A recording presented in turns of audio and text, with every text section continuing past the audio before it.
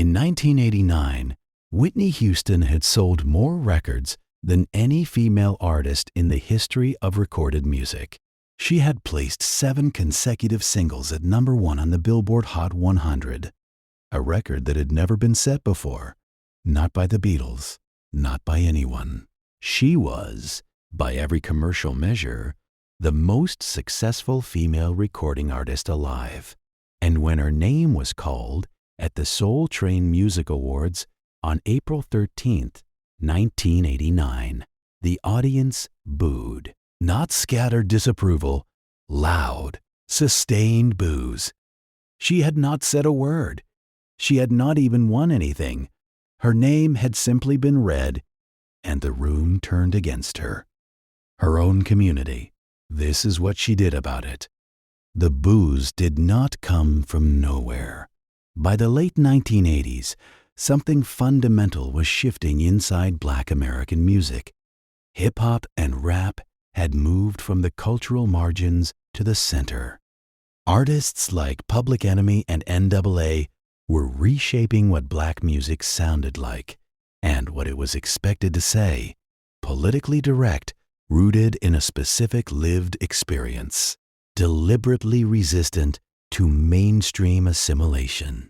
Against this backdrop, Whitney Houston's polished, crossover-friendly pop was beginning to look, to some in the community, like something built for a different audience. It was a cultural realignment, and Whitney, through decisions made partly by her label and partly by the market, found herself on the wrong side of a line that was being redrawn around her. She had not moved. The ground beneath her had. There was also a structural reality the boos were responding to, even if the people booing did not know its details. Arista Records had made deliberate decisions about how to position Whitney's music from the beginning. Material that sounded too specifically rooted in black musical tradition was redirected. A label executive later described the direction plainly in a documentary made after Houston's death. They did not want something that sounded too far from the pop mainstream. The intention was the broadest possible crossover appeal, and they achieved it on a scale that had never been seen before. But that success had come at a cost that was now being presented to Whitney Houston publicly, in a room named after a black dance music institution, in the form of audience boos that carried across the Shrine Auditorium in Los Angeles and onto the broadcast recording. April 13, 1989, the Soul Train Music Awards, the ceremony founded by Don Cornelius specifically to celebrate black music and the artists who made it. Whitney Houston was nominated for Best Female R&B and Urban Contemporary Single. The category was announced. Her name was read among the nominees. The response was immediate, boos, audible and sustained, spreading across the auditorium. She had not taken the stage. She had not performed. She had not even won. She was only nominated. Her name had been read from a list, and the room that bore the name of an institution she had grown up watching had told her, before she could say or do anything at all, that she no longer belonged there. She was 25 years old and sitting in a room that was booing her name. The message was not ambiguous. The audience at the Soul Train Music Awards in 1989 was not a random gathering of music fans. It was a specific community, the black music industry, and its audience, making a specific statement that Whitney Houston, despite her gospel roots, despite her Newark upbringing, despite everything she came from, had crossed over so completely that the R&B world no longer claimed her. The award show that bore the name of the institution she had grown up watching had said, publicly and loudly, that she did not belong there. For a woman whose voice had been formed in a gospel choir, who had sung her first solo in a Newark church at the age of 12, who had built everything from the center of Black American music, the rejection carried a weight that went far beyond professional criticism. It was personal. It was about identity. And it landed. Kirk Whalum was Whitney Houston's saxophonist during this period, one of the people closest to her on the road and in the studio. He was there in the days and weeks that followed the Soul Train incident, and he watched what the night did to her. In interviews recorded years later for the documentary Whitney, Can I Be Me?, Whalum described the experience with precision and without softening. He called it emotionally devastating. He said directly that he did not believe Whitney ever fully recovered from that night. He connected it to the wider pattern of wounds and pressures that would follow her through the years ahead. A few seconds of crowd noise in a Los Angeles auditorium in April 1989 had done something to her that no professional setback could have reached, because it had not come from outside. It had come from home. Whitney Houston was not silent about what had happened. She addressed it in interviews across the years that followed, including a conversation with Katie Couric on Dateline in 1996. 7 years later, and she was still processing it. The words she used to describe the criticism were deliberate. "You're not black enough for them," she said.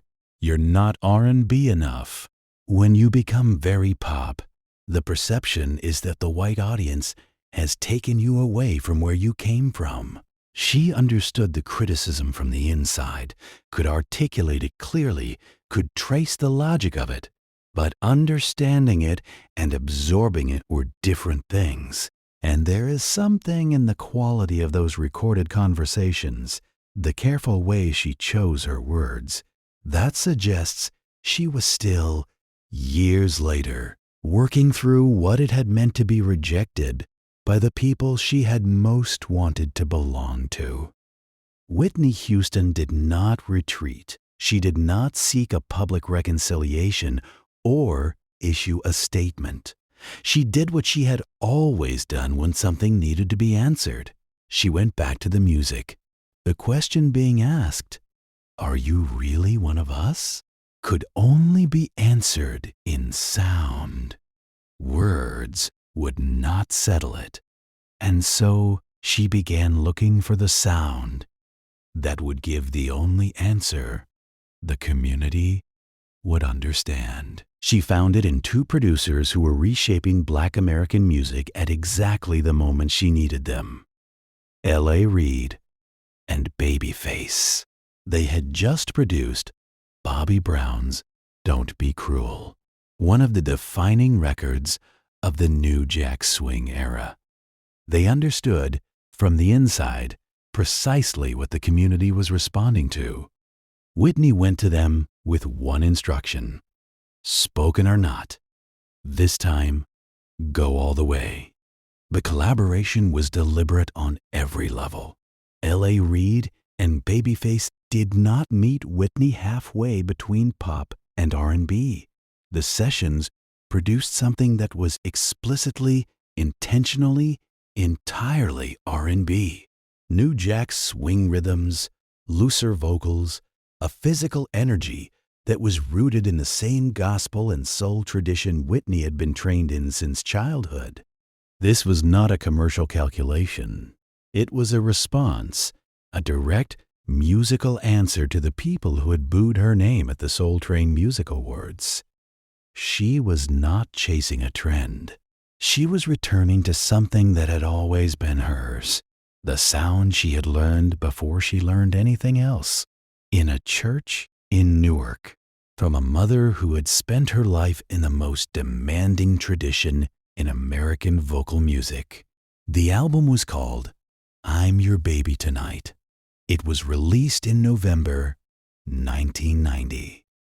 I'm Your Baby Tonight entered the Billboard Hot 100 and climbed to #1, Whitney's 8th #1 single on that chart. But the number that carried the most weight was not on the Hot 100. It was on the Billboard Hot R&B/hip hop songs chart, where the same record also reached number 1 and held that position for 2 weeks. 2 simultaneous number ones, the mainstream chart and the R&B chart. Whitney Houston had answered the Soul Train audience in the only language that mattered, and the community that had booed her name 18 months earlier had placed her record at the very top of its own chart. The answer had not come from Whitney. It had come from the community itself. They had put it there. The R&B chart number 1 was not a data point in isolation. It reflected a genuine shift in how the black music community received Whitney Houston. After the album's release, she had not compromised. She had not made a halfway record designed to appease critics while maintaining pop crossover appeal. She had gone fully and explicitly back to the roots that had always been hers, and the community had recognized it. The girl who had learned to sing beside her mother in a Newark gospel choir, who had stood in front of a congregation alone at 12 years old, had always been R&B in the deepest sense of the phrase, not as a category, but as a relationship between a voice and where it came from. The community knew. It had always known. The boos of 1989 were not a verdict. They were a question, and she had answered it. Whitney Houston went on to become the most awarded female artist in music history. 2 Emmy Awards, 6 Grammy Awards, 30 Billboard Music Awards. The Bodyguard soundtrack in 1992 became the best-selling movie soundtrack of all time. The Soul Train Music Awards, the same ceremony where she had been booed in 1989, would go on to honor her extensively in the years that followed. The voice that a Los Angeles audience had rejected as insufficiently black became the voice that defined a generation, that influenced every major female vocalist who followed, and that is still considered the gold standard by the professionals most qualified to judge. The boos of April 13, 1989 were not the end of anything. They were a wound and a question and a beginning. There is a specific kind of pain that comes from being rejected by the people you came from. It is not the same as being rejected by critics or by an industry. It goes deeper into questions of identity, of belonging, of whether the person you have become is still recognizable to the community that made you. Whitney Houston faced that at 25. At the peak of her career, in a room full of the people she most wanted to claim her. She did not respond with words. She responded with work. She went back to the music, all the way back, and she made something that could not be argued with. If this story stayed with you, leave a comment with one word. And if you want more real stories, subscribe. There are many more still to tell.